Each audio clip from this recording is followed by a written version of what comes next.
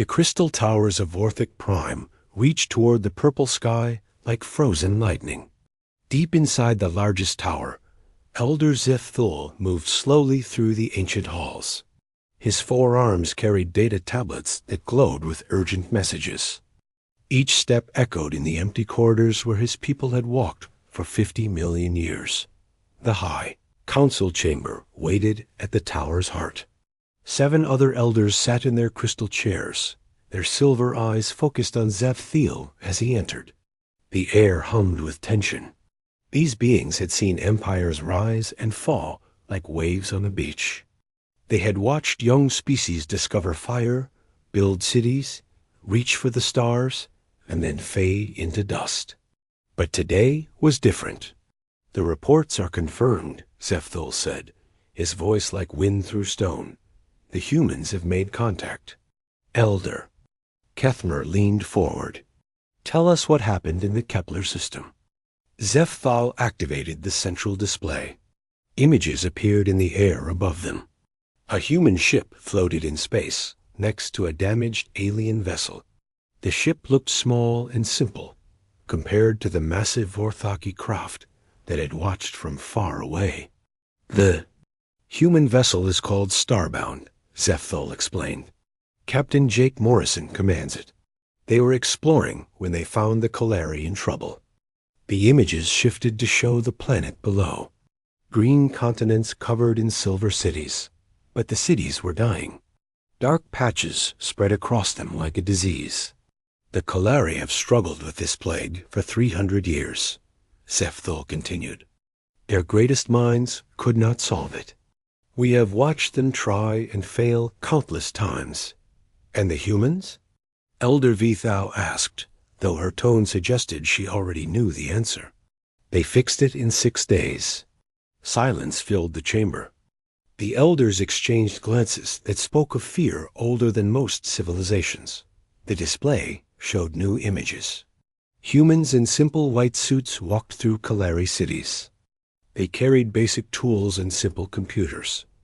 Dr. Lisa Grant, the team scientist, knelt beside a dying Kalari child. Her scanner beeped as she worked. Watch this, Zepthul said. The recording showed Dr. Grant studying the plague samples.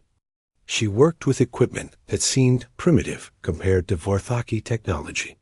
But her eyes held something the elders had not seen in millions of years. Curiosity without fear. Wonder without caution. She learned their language in 4 hours. Zepthul said, not just words, but concepts that have no human equivalent.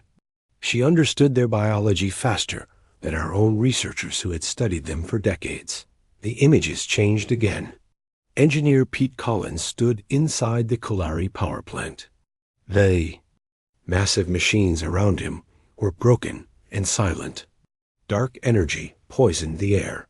Pete pulled out simple tools and began working on technology he had never seen before.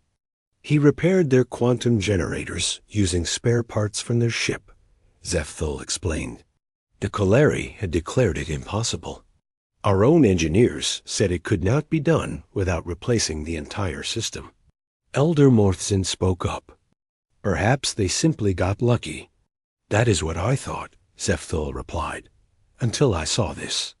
The final recording showed Captain Jake Morrison meeting with the Kalari leaders. The aliens stood 3 meters tall with gray skin and 6 arms. They had evolved on a world with heavy gravity and spoke through chemical signals as much as sound. Humans should not have been able to communicate with them properly, but Jake Morrison sat among them like an old friend. He breathed their air without protection. His words came out in perfect Kalari speech patterns. More than that, he seemed to understand what they needed before they asked for it. He negotiated a trade agreement that benefits both species, Zepthul said. But more than that, he suggested improvements to their government that ended a civil war they had fought for 2 centuries. That is impossible, Elder Vithal whispered. Yes, Zepthul agreed. It should be. Humans have been in space for less than 200 years. They know almost nothing about galactic politics. They have never met the Kaleri before. Yet somehow, they solved problems that have existed since before their species learned to write. The chamber fell quiet again. Outside, the windows, the purple sun set behind distant mountains. The same mountains the Vorthaki had watched for ages beyond counting. Elder Kethmer finally spoke.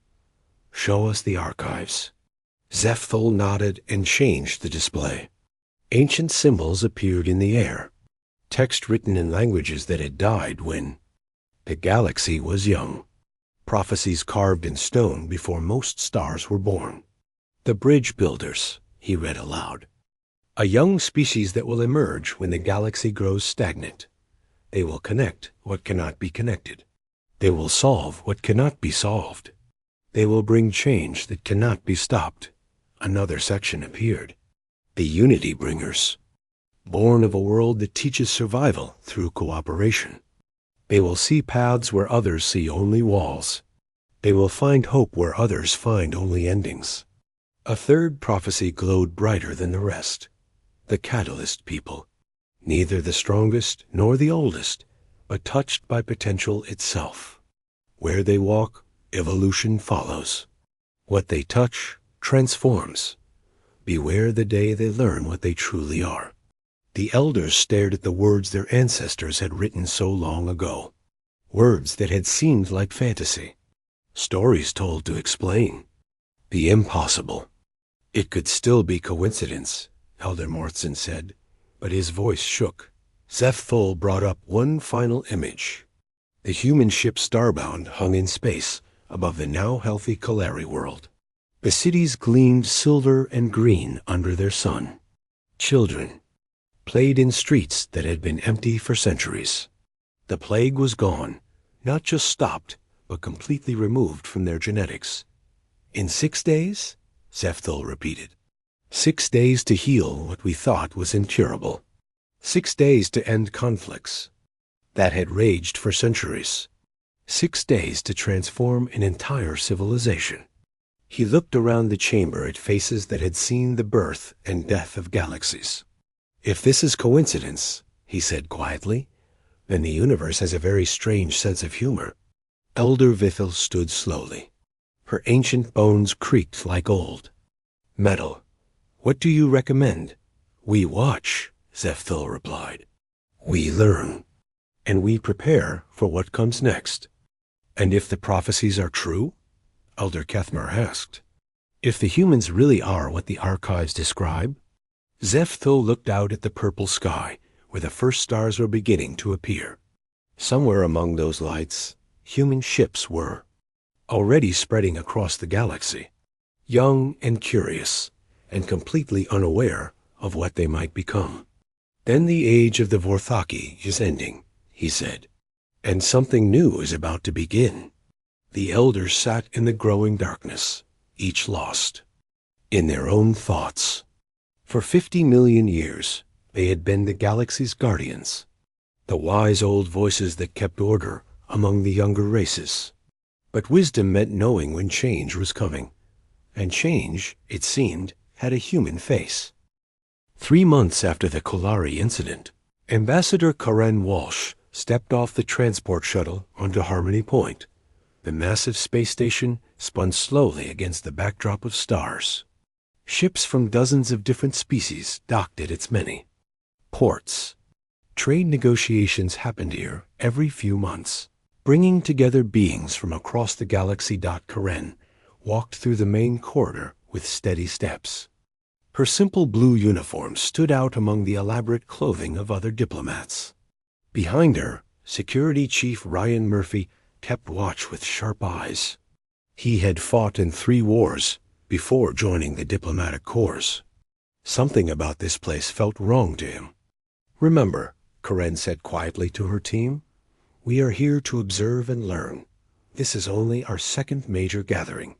Let the others talk first." The main conference room held representatives from 27 different species. The Aldari stood 2 meters tall with scales that changed color with their emotions.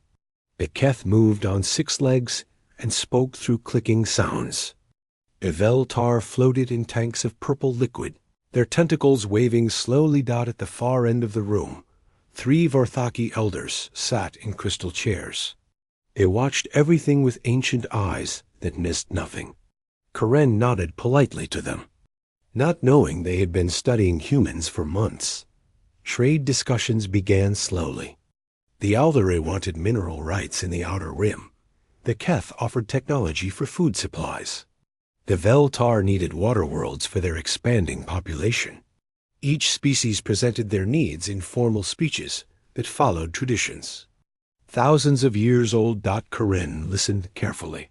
She made notes on her simple tablet, while other diplomats used advanced computers that floated in the air. After 2 hours of listening, she asked for permission to speak. "I am new to these gatherings," she said, standing up. "But I noticed something interesting. The Alderae need minerals that the Keth have plenty of. The Keth need food that grows easily on Veltar worlds. The Veltar need protection that Alderae ships could provide." The room fell quiet. These 3 species had been enemies for centuries. Wars had been fought over the exact resources Karen mentioned. "Perhaps," Karen continued, "we could arrange a 3-way trade. Each species gets what they need, and everyone benefits." Ambassador Thekvar of the Alderae hissed through his teeth. "The Keth are untrustworthy. They broke the Treaty of Shadows." "That was 80 years ago," replied Keth speaker Click Wren. "The Alderae burned our colonies. We have not forgiven." Veltar Harmonizer, Swin Deep bubbled in their tank. "Both species have attacked our merchants. We will not trade with either." Karen looked around the room. Ancient hatreds filled the air like poison. These beings had been fighting for so long. They forgot why it started. "What if we used human ships as neutral carriers?" she suggested. "We have no history with any of you. No old grudges. We could transport goods between your worlds and make sure everyone honors their agreements." The suggestion caused an uproar. Dozens of voices argued at once in multiple languages. Some called it brilliant. Others said it was impossible. A few wondered how such a young species could see solutions that had escaped everyone else. In the observation area above the main floor, Elder Zevthul leaned forward. He whispered to his companions in the ancient Vorthaki language. "Do you see it? She has been here for 3 hours and already found the connections we missed." During the lunch break, Ryan Murphy walked the station's corridors.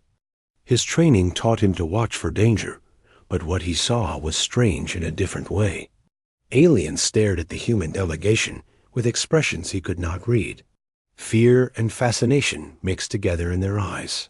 He stopped at a viewing window that looked out into space. A young Keth approached him carefully. The alien's 6 legs clicked nervously on the metal floor. "Human," the Keth said in broken standard. "May I ask question?" "Sure," Ryan replied. "What do you want to know?" "Your people." The Keth's voice clicked faster. "They always find solutions, even to old problems?" Ryan thought about it. "I guess we try not to let old problems stay problems. If something's broken, we fix it. If people are fighting, we help them stop. That's just normal to us." The Keth stared at him for a long moment. "Normal," it repeated. "Yes, that is what frightens us." Before Ryan could ask what that meant, alarms started blaring throughout the station. Emergency lights flashed red. Automated voices announced a security breach in the lower levels. Ryan's training kicked in immediately. He ran toward the emergency, while most other beings stood around confused. His unit crackled with reports from station security. A bomb had exploded in the power section. Systems were failing. Another explosion was expected soon. Karen was already coordinating with station officials when Ryan reached the command center. Her face was calm despite the chaos around her. Human crew members from various ships had arrived to help. They worked alongside alien technicians to assess the damage. The main reactor is unstable, reported Dr. Nathan Brooks, a human anthropologist who had been studying cultural exchange. If it goes critical, this whole section of the station will be destroyed. How long do we have? Karen asked. Maybe 20 minutes, replied Chief Engineer Bill Turner from the cargo ship Morning Star. But the safety systems are damaged. We can't shut it down normally. Karen looked around the command center. Panic filled the alien faces. Some were already calling for evacuation. Others argued about whose fault it was. The ancient prejudices that divided them made cooperation impossible. Ryan, Karen said quietly, get our people organized. Bill, I need you to work with any engineer willing to help, regardless of species. Nathan, find out who might have inside knowledge of this station's systems. Ma'am, Ryan said, the aliens aren't working together. The Aldari engineers won't cooperate with Keth technicians. The Vel-Tar systems use completely different technology.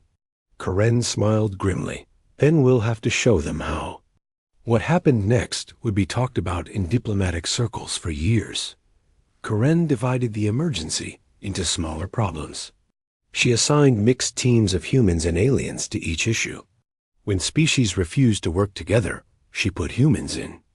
Between them as translators and coordinators, Dr. Brooks discovered that the Vel-Tar had originally designed the station's water systems. The Keth had upgraded the power grid 50 years ago. The Aldari had installed the current security systems. Each species knew part of the solution, but their hatred kept them apart. Listen, Karen announced over the station's communication system. We have 15 minutes to save everyone here. I don't care about old wars or ancient grudges. Right now, we are all just people trying not to die. Her words cut through the fear and anger. Something in her voice made beings who had been enemies for centuries stop and listen. Chief Turner worked with Keth engineer Clickthek to reroute power from the damaged reactor. Neither fully understood the other's technology, but together they found a way to make it work. Aldari Security Chief Scar Vex helped Ryan Murphy track down the terrorists who had planted the bombs in the station's depths. Vel-Tar technician. Flowey's guided human and alien teams through flooded corridors to reach the reactor chamber. The tentacled being moved through the water like it was air, showing others safe paths. With 5 minutes left, they reached the reactor. It glowed angry red and threw off waves of dangerous energy. The chamber was too hot for most species to enter safely. I can do it, Bill Turner said, pulling on a radiation suit.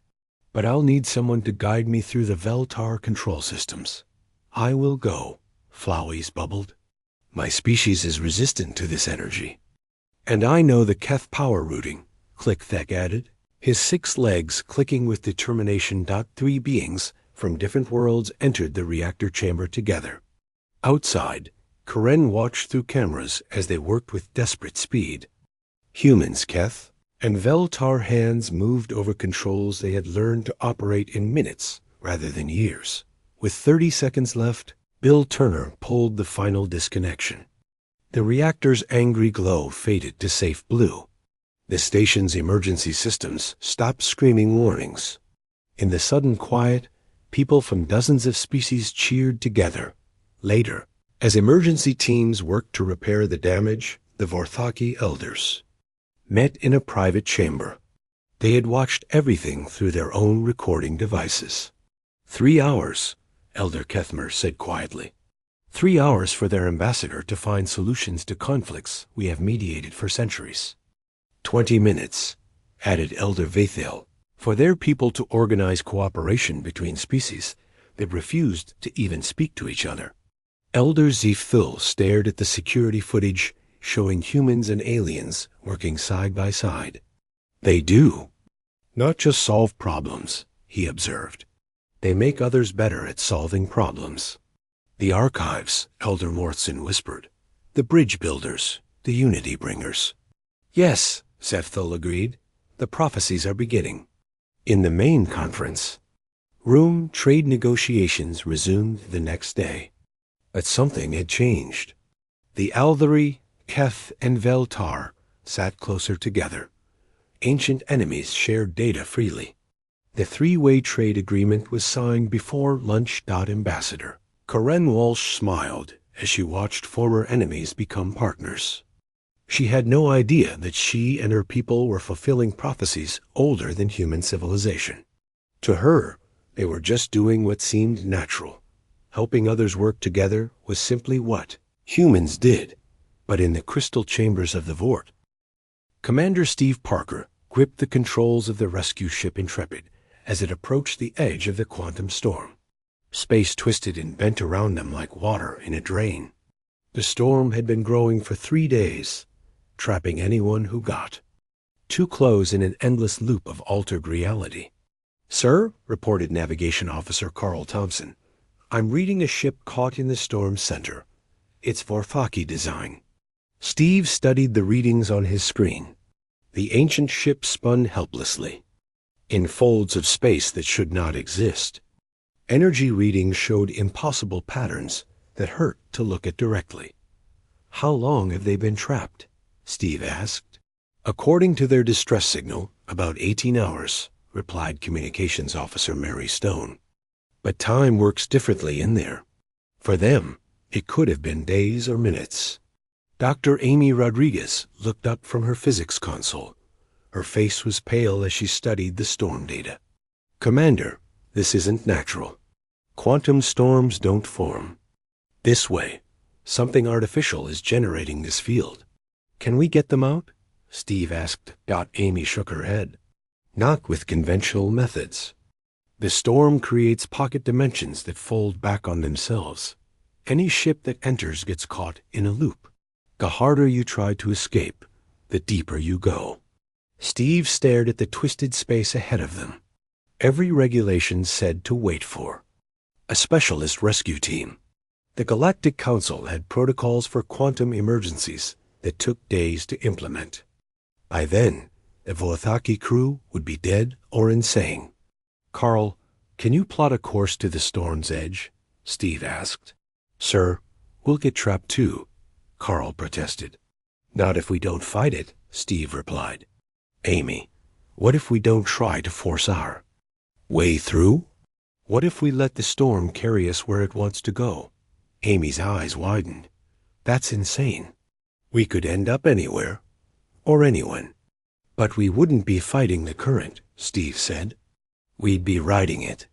He turned to his engineer, Practical Jack Wilson, a man who could fix anything with spare parts and determination. "Jack, can you modify our engines to resonate with the quantum field instead of pushing against it?" Jack scratched his head. "I'd have to completely rewire the drive system, turn it into something that's never been built before. And I'd be doing it while flying blind into space that obeys different physics." "How long would it take?" Steve asked. "Give me an hour," Jack replied, already heading for the engine room.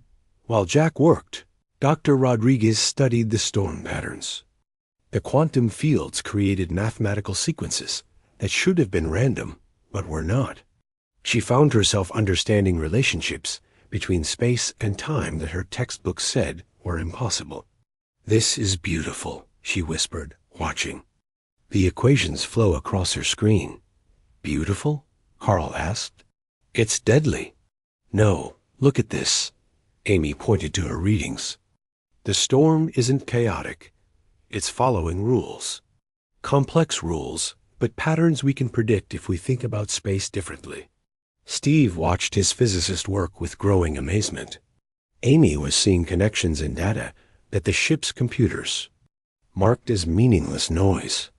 Her human brain was finding order where artificial intelligence saw only chaos. "Got it." Jack's voice came over the com from engineering. "Engines are ready. But Commander, I should warn you, I have no idea what will happen when we fire them up." "Only one way to find out," Steve replied. "Take us in." The Intrepid entered the quantum storm like a leaf falling into a whirlpool. Space twisted around them in colors that had no names. The ship's instruments went wild, then suddenly calmed as Jack's modified engine synced with the storm's rhythm. "We're riding the current," Amy reported with excitement. "The storm is carrying us toward the center, but we're not trapped. We're part of its flow." Through the warped space around them, they could see the Vorthaki ship.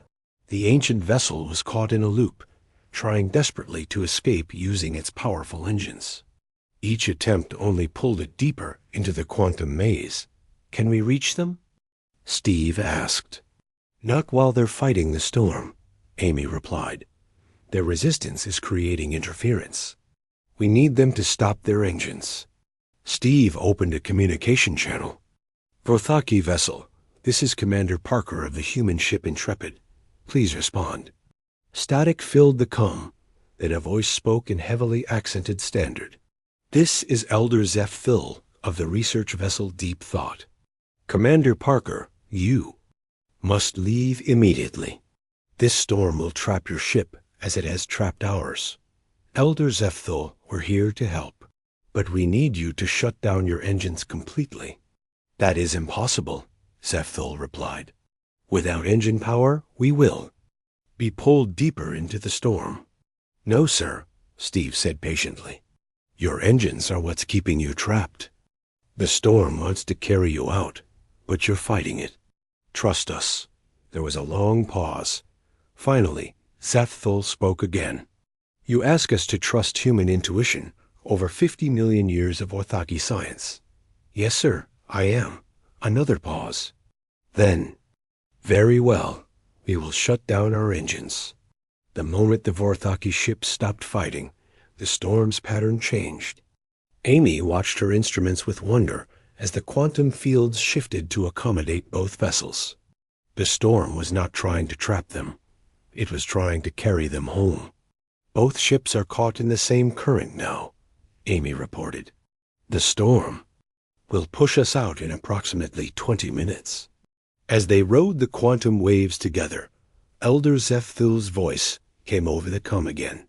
"Commander Parker, how did you know to stop fighting the storm?" Steve thought about it. It seemed natural.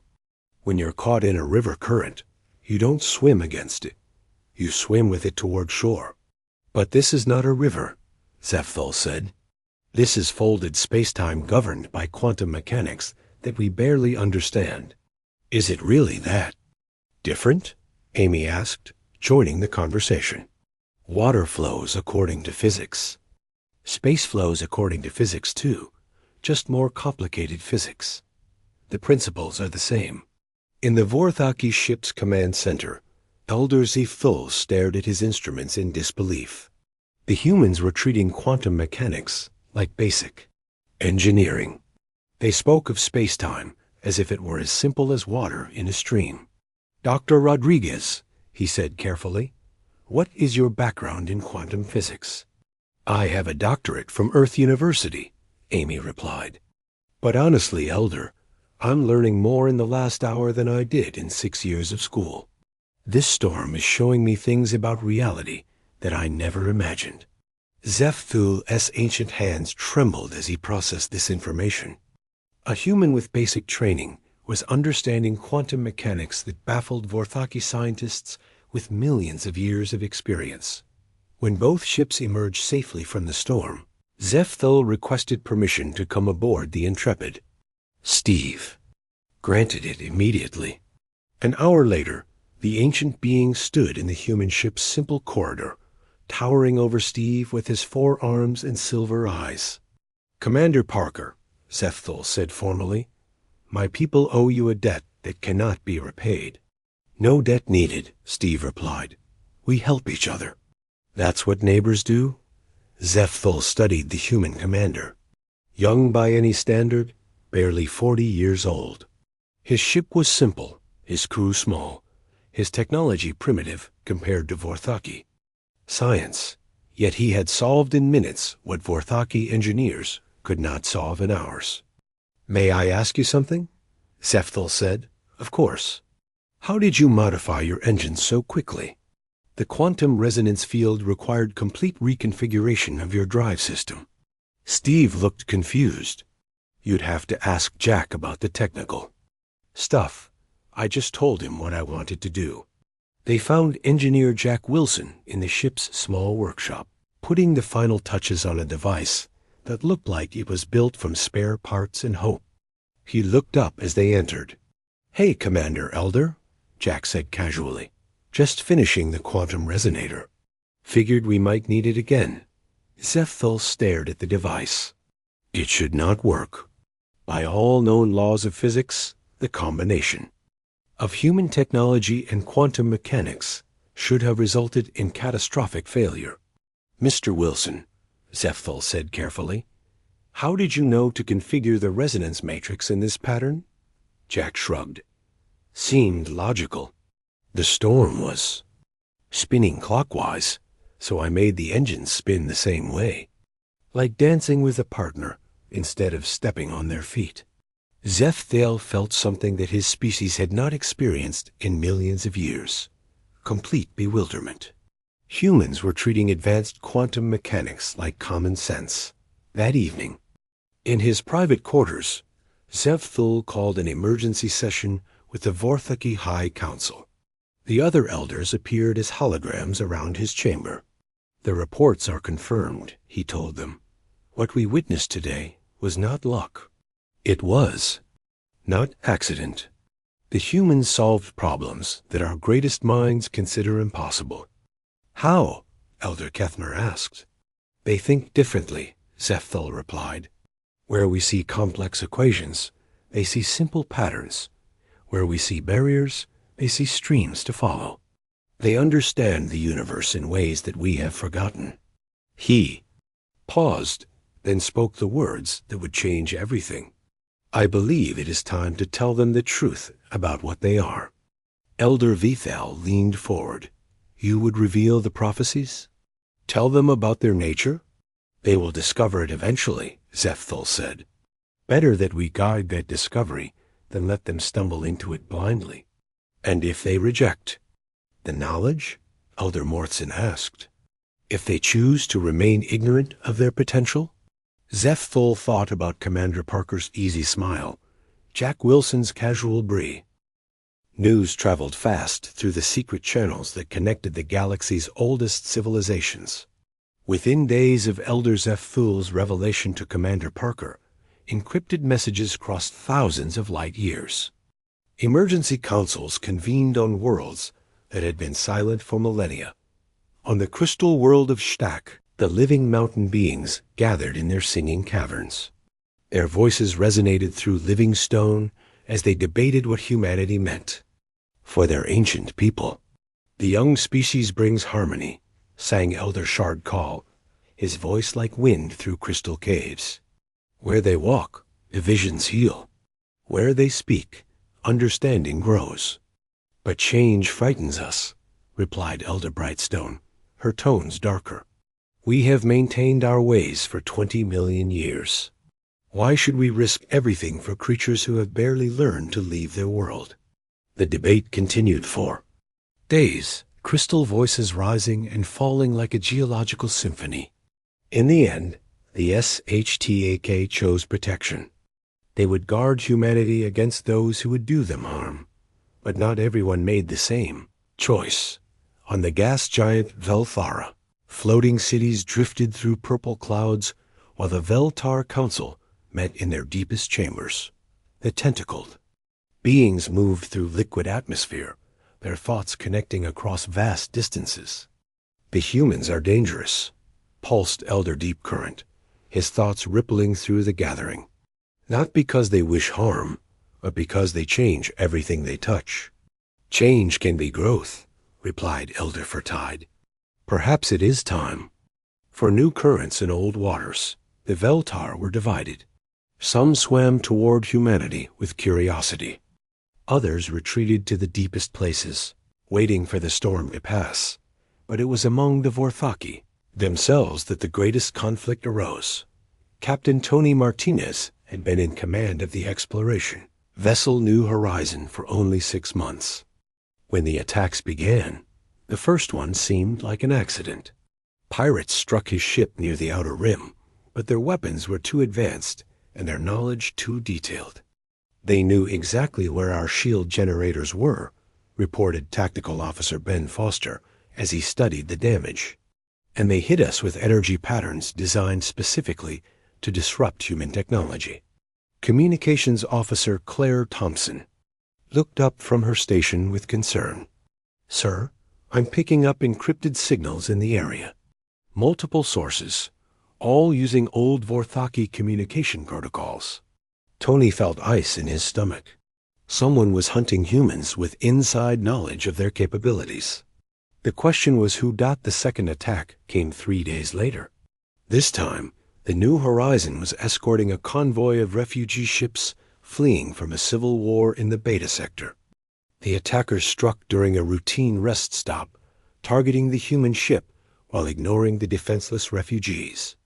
"They want us specifically," Ben observed as he returned fire.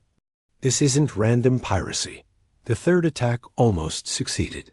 Only the quick thinking of engineer Linda Davis saved them when she rerouted power through the ship's recycling systems, turning waste processors into improvised shield generators.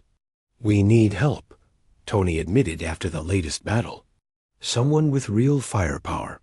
Help came from an unexpected source. Elder Zepthul himself arrived aboard a Vorthaki heavy cruiser, its ancient weapons capable of destroying small moons. But instead of protection, he brought terrible news. "The attacks are being organized by members of my own species," he told Tony in the New Horizons small conference room. "They believe humanity represents an existential threat to galactic stability." "Why?" Claire asked. "We've never attacked anyone, because you change things," Zepthul replied sadly. "For 50 million years, the galaxy has been stable, predictable. The same species in the same places, following the same patterns. But wherever humans go, those patterns break down."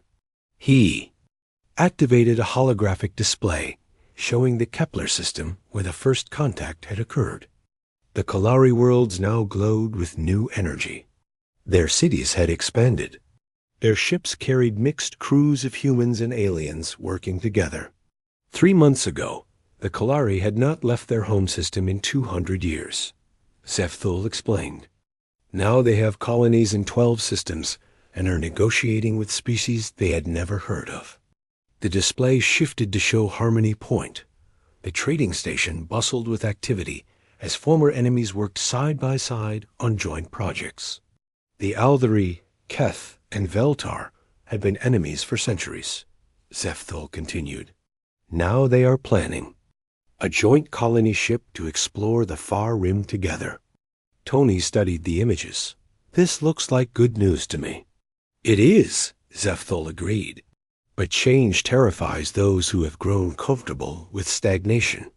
Some of my people believe that humanity's influence will spread until the entire galaxy is transformed beyond recognition. Would that be so bad?" Linda asked from the engineering station. Zepthul was quiet for a long moment. "That depends on whether you believe growth is worth the risk of losing what you already have." The real crisis came when Zepthul revealed the full scope of the threat. Deep in the Vorthaki archives, hidden weapons waited in vaults that had been sealed for millions of years. Planet crackers, star killers, devices that could sterilize entire sectors of space. "The purification faction grows stronger every day," Zepthul admitted. "They are led by Elder Voidsinger, who believes that humanity must be contained before it is too late." "Contained how?" Tony asked, though he feared the answer. "By destroying every human world and ship in the galaxy," Zepthul replied. "They call it surgical removal of a galactic cancer." The room fell silent. Outside the windows, stars shone with peaceful light, unaware that some of the galaxy's oldest minds were planning genocide. Meanwhile, on Vorthik Prime, Dr. Kevin Anderson walked through the crystal gardens with innocent wonder. The young human anthropologist had been granted unprecedented access to Vorthaki culture as part of an exchange program. He studied their art, learned their languages, and asked endless questions about their long history.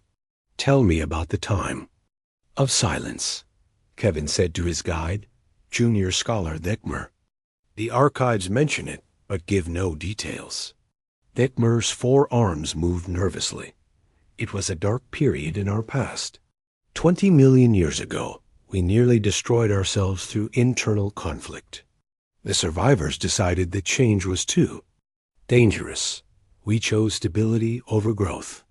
Kevin made notes on his simple tablet. But stability can become stagnation, right?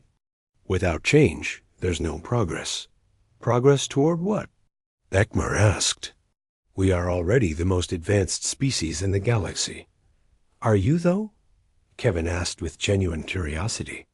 "I mean, you have amazing technology and incredible knowledge.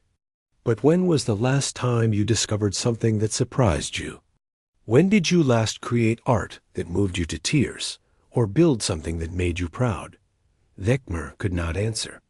The Vorthaki had perfected their civilization so completely that surprise and wonder had become foreign concepts. "Humans cry when they are happy," Kevin continued. "We laugh when something delights us. We get excited about small discoveries and dream about impossible things. Maybe advancement isn't just about having better tools. Maybe it's about keeping the ability to feel amazed." Unknown to Kevin, their conversations were being recorded by both factions of the Vorthaki Council.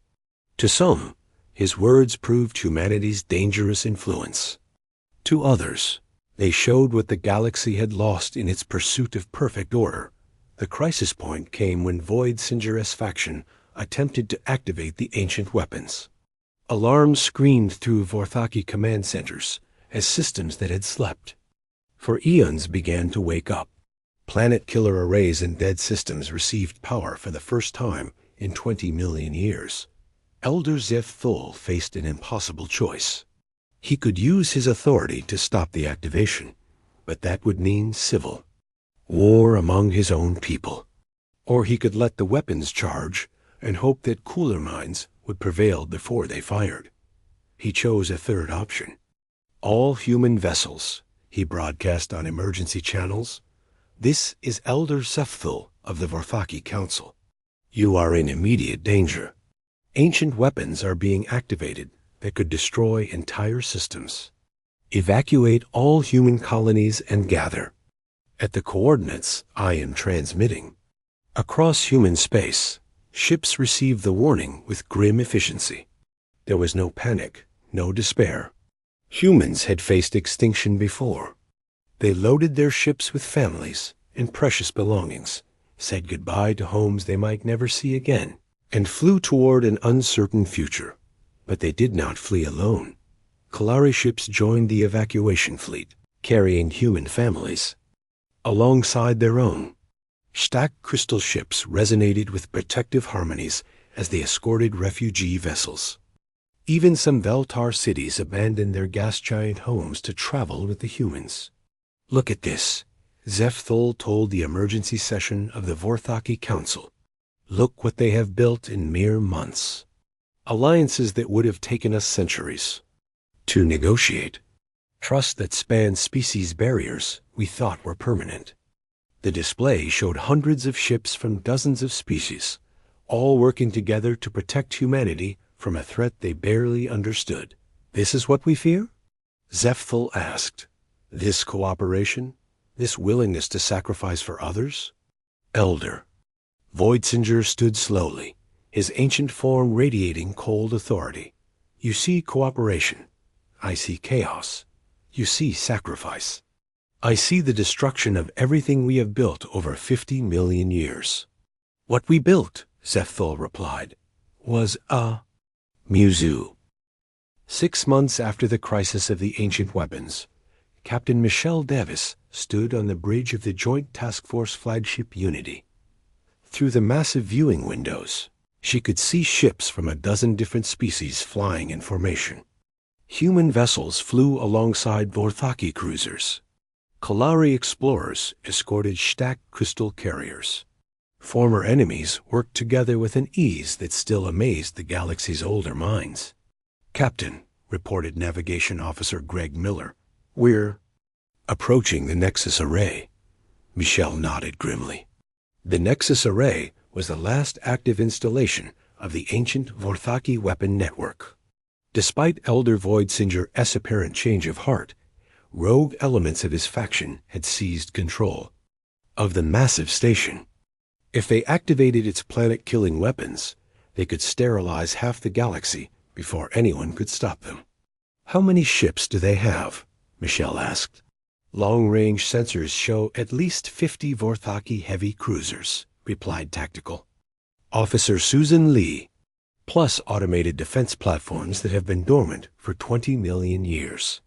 Chief Engineer Larry Wilson looked up from his console with concern.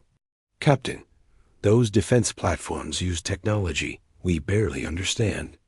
Some of them can bend space itself into weapons." Michelle studied the tactical display. By any reasonable standard, this was an impossible mission. The rogue Vorthaki had chosen their position well. The Nexus Array sat in the heart of a dead star system, surrounded by cosmic radiation that interfered with most sensors and weapons. But the task force was not reasonable by old galactic standards. "Elder Zefthul," Michelle said to the ancient being standing beside her command chair, "are you certain your people will follow your orders when the fighting starts?" Zefthul's forearms moved in a gesture of uncertainty. "Some will. Others remain conflicted. The fear of change runs deep in my species. 50 million years of stability is not easily abandoned." The communication system crackled with an incoming message.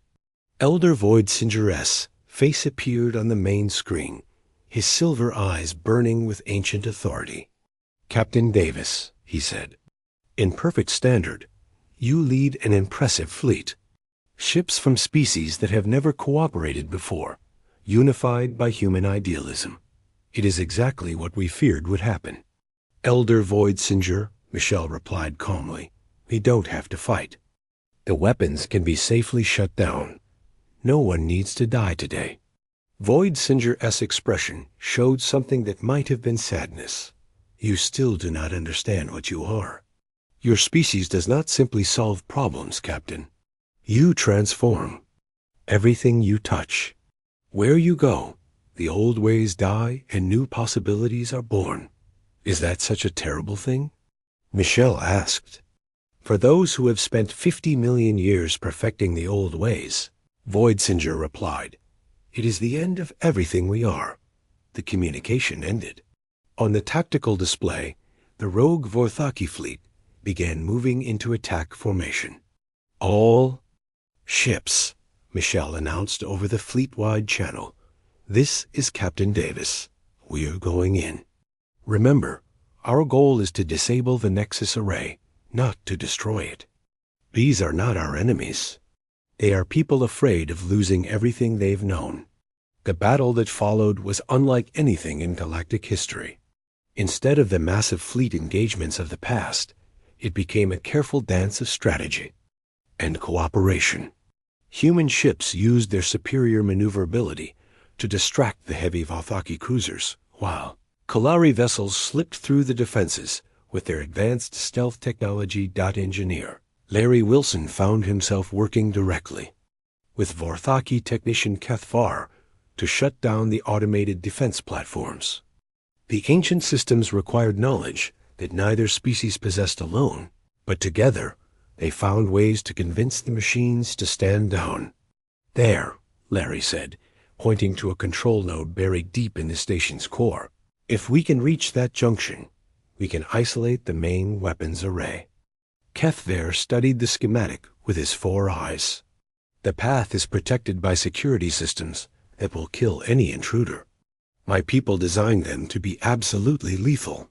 Then we'll have to be absolutely clever," Larry replied with a grin. "What they did next became legend. Larry used human engineering intuition to find weaknesses in systems designed by Vorthaki perfection. Kethvor applied 50 million years of technical knowledge to problems that required creative solutions. Together, they turned the station's own defenses against each other. On the bridge of the Unity, Michelle watched the tactical situation evolve with growing hope. The rogue Vorthaki fought with desperate skill, but something was happening that their ancient minds had not anticipated. Their own people were switching sides. "Captain," reported Communications Officer Dana White, "I'm receiving surrender signals from 3 Vorthaki cruisers. They're requesting permission to join our fleet." "Granted," Michelle said immediately. "All surrendering vessels are welcome."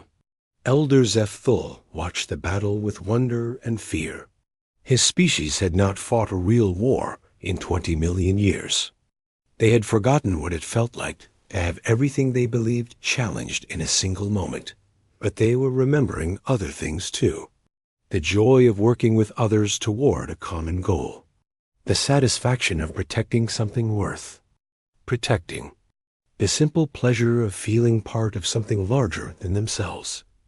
Junior Scholar Thekmer, who had insisted on joining the mission despite his lack of military experience, worked at a sensor station with Dr. Helen Carter, a human archaeologist who specialized in ancient technologies. "The humans are doing it again," Thekmer observed as he watched the battle data flow across his screens. "Doing what?" Helen asked. "Making us remember who we used to be," Thekmer replied. "Before we became afraid of change. Before we chose safety over growth."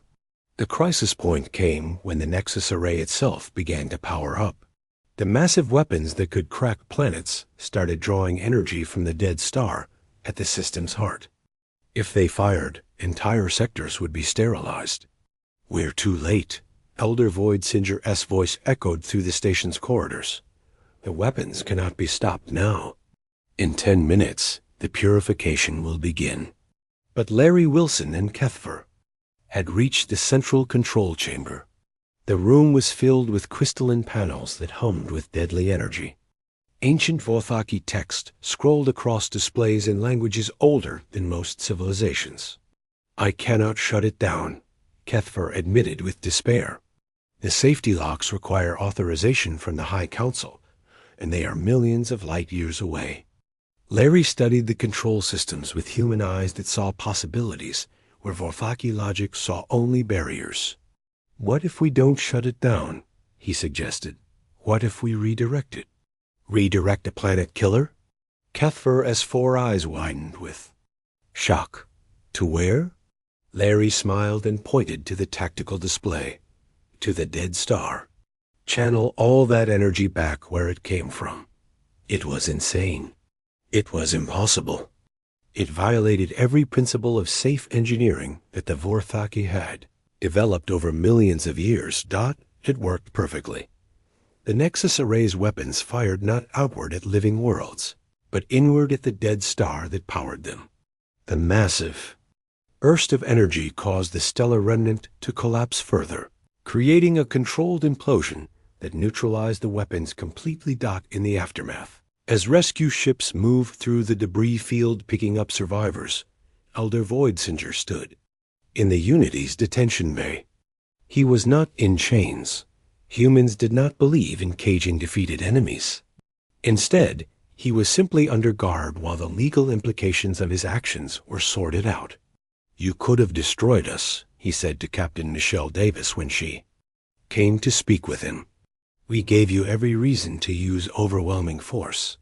"You were afraid," Michelle replied simply. "Fear makes people do things they would never normally do. We understand that." Voidsinger stared at this human who showed mercy to someone who had tried to commit genocide. "You truly do not understand what you are, do you?" "We're just people," Michelle said. "We solve problems and help our neighbors." "That's what people do." "No," Voidsinger corrected gently. "That is what humans do. The rest of us forgot how." 3 months later, the Galactic Synthesis Council held its first meeting on a space station built jointly by humans and Vorthaki. A massive structure combined the best of both technologies, human adaptability and Vorthaki, perfection working together to create something neither could achieve alone. Dr. Helen Carter stood in the council chamber, holding a datapad that contained the first complete translation of the ancient Vorthaki prophecies. Around her, representatives from dozens of species waited to hear what their ancestors had predicted. "The bridge builders will come when the galaxy grows still," she read aloud. "They will not rule through strength or wisdom, but through the simple act of helping others remember their potential." Elder Zeph, now serving as the Vorthaki representative to the new council, listened with an expression of peace he had not felt in millions of years. "The Unity Bringers will show us paths we cannot see," Helen continued. "Not because they are stronger or smarter, but because they see connections where others see only divisions." In the audience, former enemies sat side by side. Aldari delegates shared data with Keth researchers. Veltar philosophers debated with Sitake artists. The careful barriers that had kept species apart for millions of years were dissolving into something new. The Catalyst people will transform the galaxy not through conquest, but through